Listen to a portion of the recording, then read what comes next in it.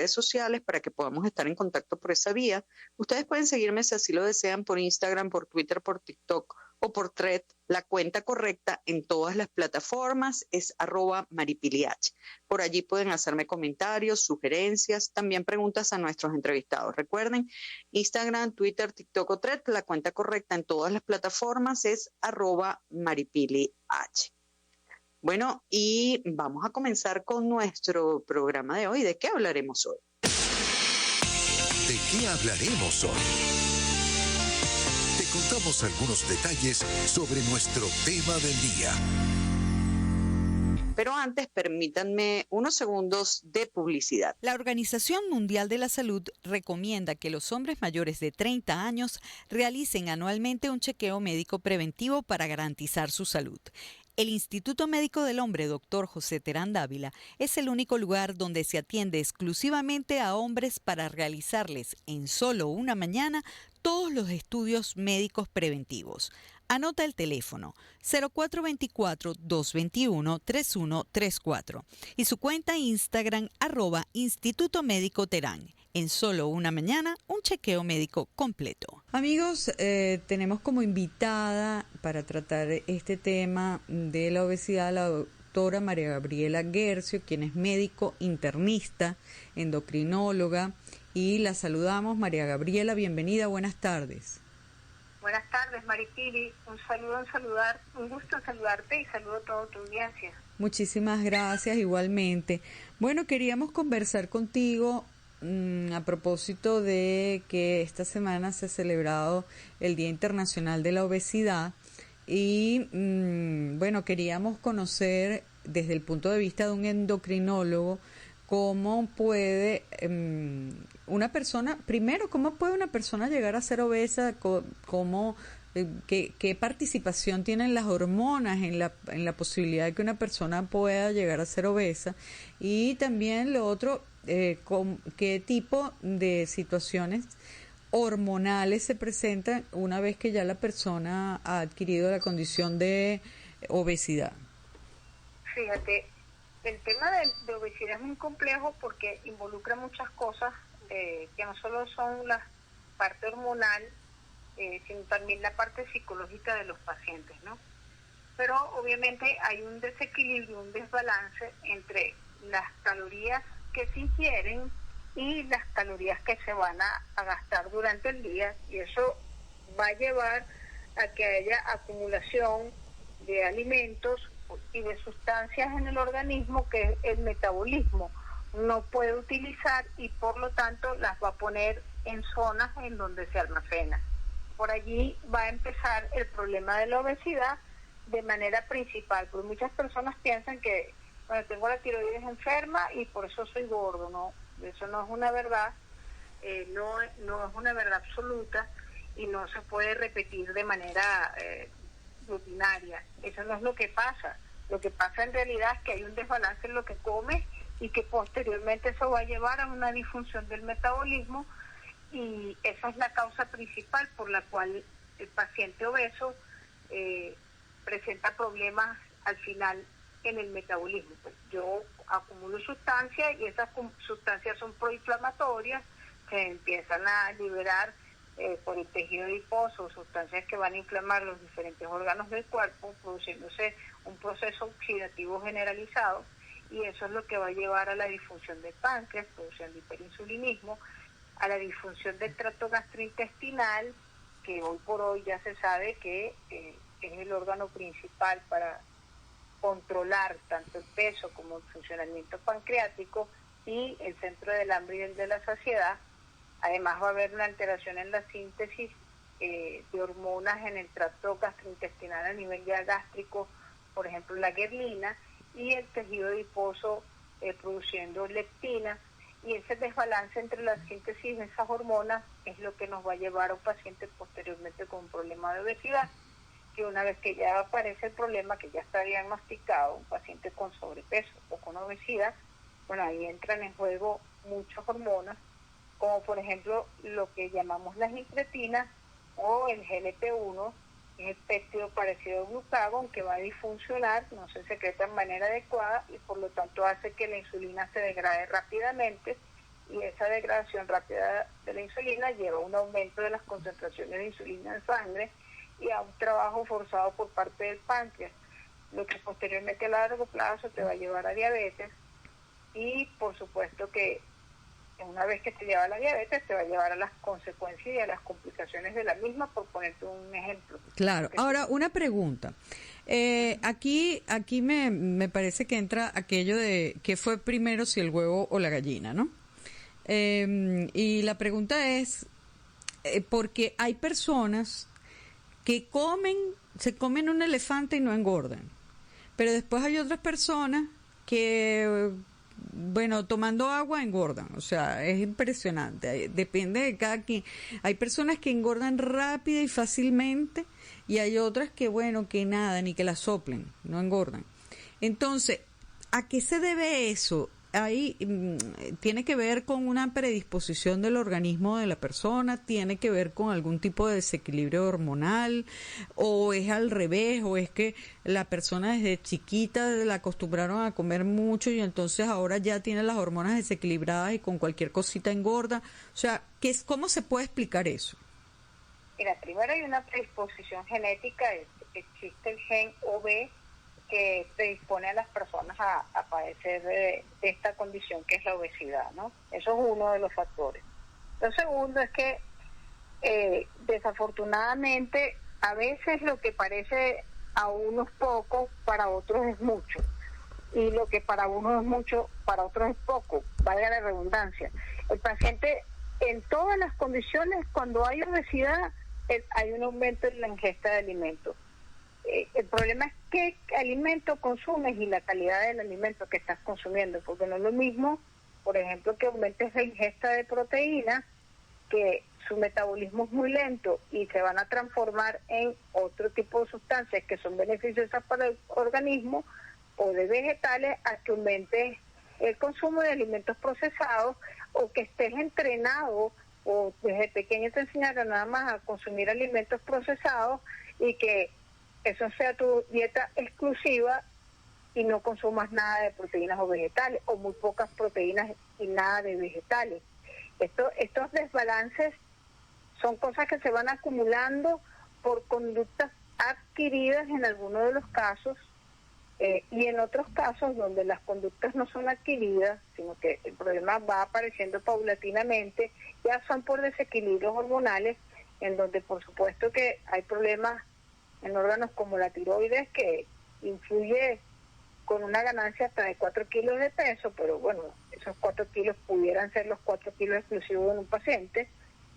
Problemas en el tracto gastrointestinal, en donde hoy por hoy hablamos de lo que es el síndrome del intestino permeable. Eso hace que las hormonas del tracto gastrointestinal no se liberen de manera adecuada y se altere el funcionamiento pancreático.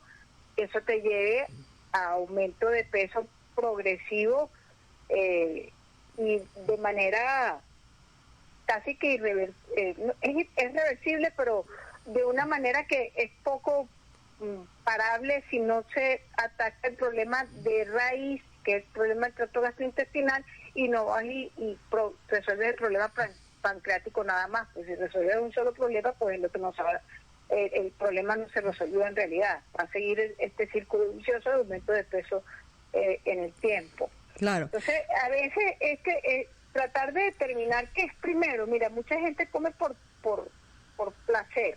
El alimento les genera placer y no se dan cuenta cuando pasa ese placer a ser un exceso. Eso es una de las cosas. No, pero yo estoy segura, María Gabriela, que tú has visto casos de personas que como te decía al principio, se pueden comer un elefante y no engordan. Y después hay otras que comen 3 cositas y engordan. Pero esa persona que se come un elefante y no engorda metabólicamente no quiere decir que esté sana, ¿no? Ya. Porque ese paciente a lo mejor le hace los exámenes y tiene el colesterol alto, los triglicéridos altos, puede tener los mismos problemas de insulina, pero tiene otra tasa metabólica distinta, porque hay que ver también el gasto energético que hace el paciente, ¿no? Entonces, aquí el problema es el balance en el gasto energético. Yo siempre les explico a los pacientes que debemos tener un balance cero.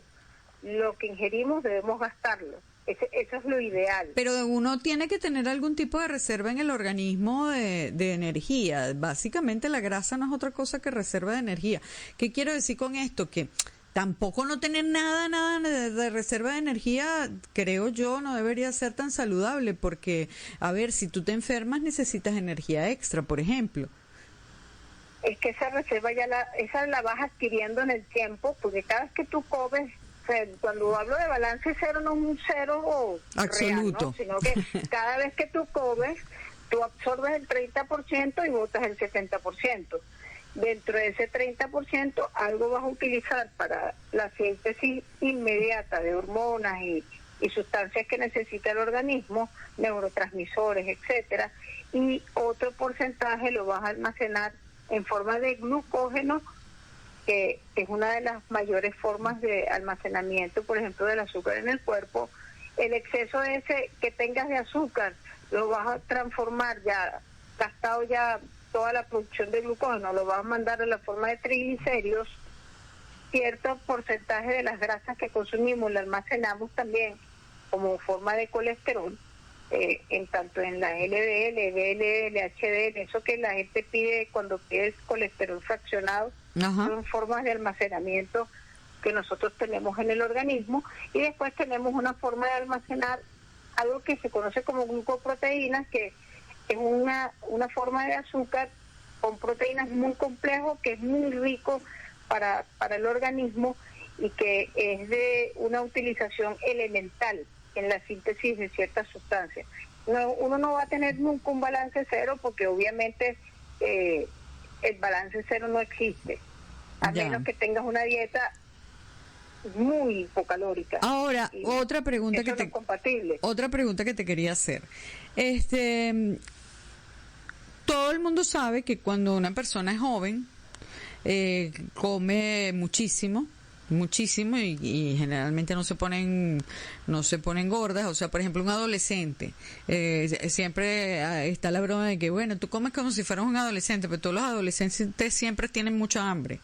Y claro, como están en la etapa de crecimiento, pues generalmente no suelen engordar, porque, aunque coman bastante. Y luego, bueno, a medida que pasan los años, las personas comiendo la misma cantidad que comían a lo mejor antes, empiezan a engordar. Entonces yo quisiera que me hablaras de cómo varían a lo largo de la vida los cambios naturales, hormonales de la vida de una persona, y respecto a este tema de engordar o no engordar. Y muy concretamente te pregunto, por ejemplo, hasta qué punto puede influir, por ejemplo, la menopausia, pudiera ser un factor o no, o los cambios hormonales que se producen allí, porque por ejemplo todo el mundo sabe, por ejemplo, que las embarazadas comen muchísimo también.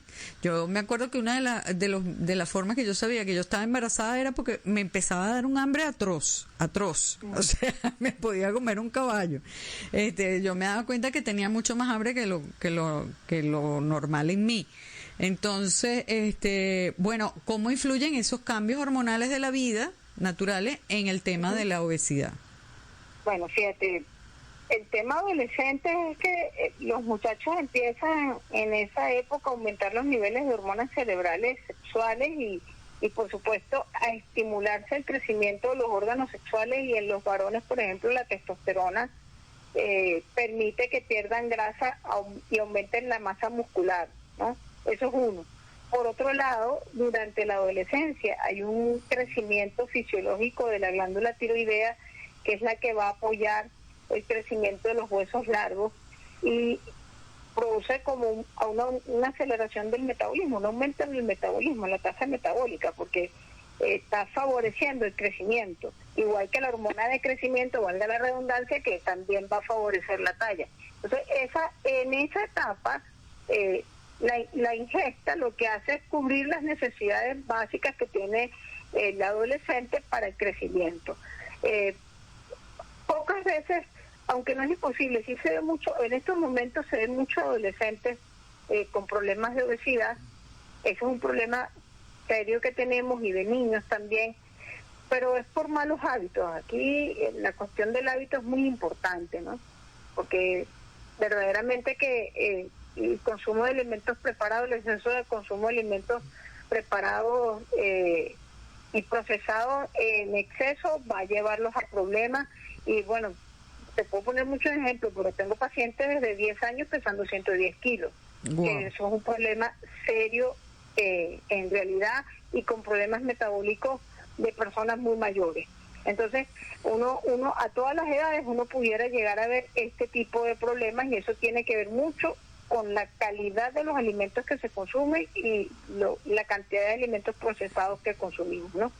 Uh-huh. Ahora bien, cuando vamos adelantando en la vida, tanto en las mujeres como en los hombres, más en las mujeres que en el hombre, hay un declive del funcionamiento hormonal y la disminución del estrógeno en la mujer, que nos da además los estrógenos protección cardiovascular, hace que haya un desbalance en las concentraciones del resto de las hormonas, porque hay que recordar que nosotros producimos las hormonas sexuales en la glándula suprarrenal y que van a ser transformadas en forma activa tanto en el testículo como en el ovario, y que cuando el ovario ya pierde su funcionamiento porque se gastaron todos los folículos, en ese momento esas hormonas siguen produciéndose, ¿ok?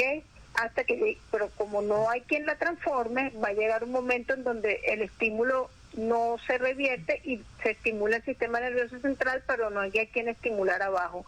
Y esa disminución hace que se produzca en algunos pacientes un cambio, obviamente, en la composición corporal, sobre todo hacia el aumento de las grasas, porque ciertamente las hormonas sexuales nos ayudan a redistribuir la grasa.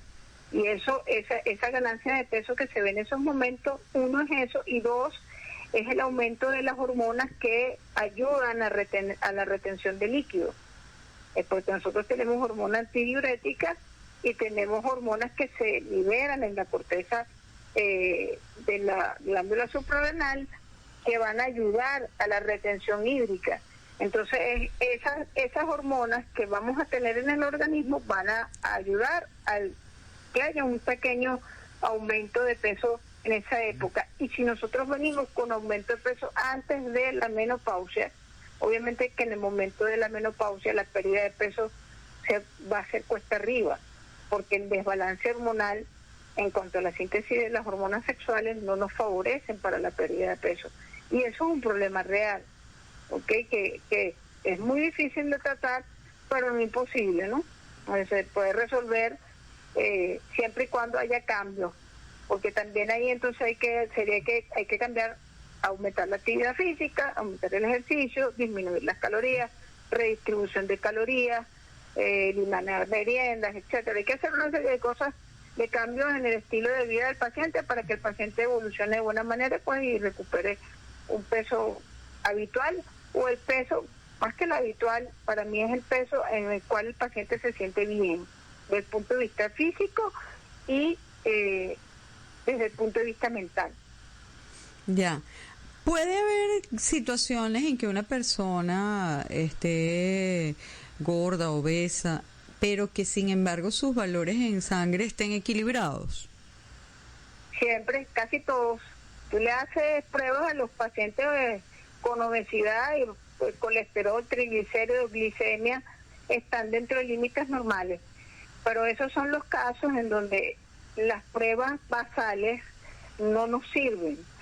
En estos casos lo importante va a ser los test de estimulación. Entonces uno puede hacer una lipemia postprandial, la curva de tolerancia glucosada en el caso de pacientes que no sean diabéticos, que tengan antecedentes familiares o que uno le encuentre signos clínicos de que pueden tener problemas de insulina, por ejemplo.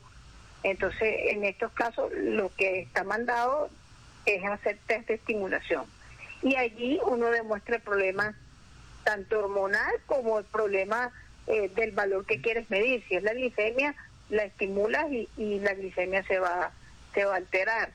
Porque el problema es que todo lo tienen almacenado y cuando uno hace el test de estimulación, tú lo mueves, tú movilizas lo que tienes almacenado y lo puedes medir de manera específica. Entonces, en estos casos, yo pues cuando hay valores normales, lo que sigue es hacerle al paciente las pruebas de estimulación. Claro, no, pero yo te lo preguntaba porque generalmente dicen, bueno, pero es que tienes que adelgazar para que estés más saludable, y de repente esa persona se hace un examen de sangre y sus valores están normales, entonces dice, bueno, pero es que mira, yo estoy saludable, a pesar de mi peso, yo estoy saludable. Entonces, ¿cómo se maneja esa contradicción? Claro, es que no está saludable. Él no está saludable. El que el examen de sangre en ese momento que se hizo esté normal no implica que el paciente está sano. Para eso existen las pruebas para demostrar que el paciente no está sano. De todo ese porcentaje de pacientes con obesidad que uno le hace los test de estimulación, casi todos salen positivos. O bien sea por la lipemia que está positiva, y la lipemia es una prueba que dura unas 6 horas y uno va midiendo los triglicéridos y te permite ver cómo aumenta el valor de los triglicéridos, le haces la curva de tolerancia glucosada y puedes ver cómo hay un aumento en las concentraciones de glicemia y en las concentraciones de insulina. Entonces, parecen sanos, aparentemente está bien el examen, pero ese no es el examen que debería realizarse para saber si tienen una enfermedad o no. Claro, y también puede haber el caso contrario, una persona que sea súper flaca y resulta que le haces un examen de sangre y tiene los valores alterados. Sí, eso los llamamos los flacos gordos. ¿Cómo los flacos gordos? Los flacos gordos son flaquitos, pero tienen los exámenes que deberían de tener los gordos: el colesterol alto, triglicéridos altos, glicemia alta, etcétera. Pues las transaminasas, uno encuentra una serie de valores alterados en esos pacientes, y bueno, ya uno sabe que estos de entrada tienen su problema y uno lo corrige. Pero no es tan tajante. Un examen de sangre no marca una enfermedad más allá de lo que uno puede ver al examen físico. Yo creo que el examen físico es el que te da el diagnóstico preciso, inclusive si hay un exceso hormonal o un déficit de hormona, por ejemplo, porque la diabetes es la falta parcial o absoluta de una enfermedad, de una hormona llamada insulina, y el hiperinsulinismo es el exceso de la hormona. Entonces, el hiperinsulinismo a signos clínicos produce algo que se llama acantosis nígrica. Y en la diabetes, tú vas a ver los signos clínicos de pérdida de peso, tomadera de agua, poliuria y orinadera, que es la polidipsia. Entonces, siempre yo creo que la parte clínica debe imponerse antes que el laboratorio para poder nosotros hacer un diagnóstico preciso y llegar a un tratamiento de precisión. Ya. Bueno, muy interesante todo lo que nos has explicado, María Gabriela, de verdad que interesante tema. Te quiero agradecer muchísimo que hayas estado con nosotros y que nos hayas permitido conocer detalles de todo este tema relacionado con las hormonas y la obesidad. Muchísimas gracias. Gracias a ti, Maripili, por la invitación, y bueno, un saludo a tu audiencia. Y el llamado a la concientización de que verdaderamente tenemos que empezar a cuidarnos, ¿no? Porque hay un detalle importante. En Venezuela, en estos momentos, el 36% de la población del Distrito Capital, por hablarte nada más de una zona, de una región, tiene problemas de obesidad. Entonces tenemos que cuidarnos. Bueno, te agradezco un montón, María Gabriela, que hayas estado con nosotros y que nos hayas brindado toda esta información. Muchas gracias. Gracias a ti, Maripili. Gracias. Amigos, era María Gabriela Guercio, quien es médico internista y endocrinóloga, con quien estábamos conversando. Permítanme unos segundos de publicidad porque quiero hablarle a las damas. Este es un mensaje para las damas. Las mujeres tenemos la responsabilidad de cuidarnos y proteger nuestras familias. Por eso debemos garantizar que gozamos de buena salud.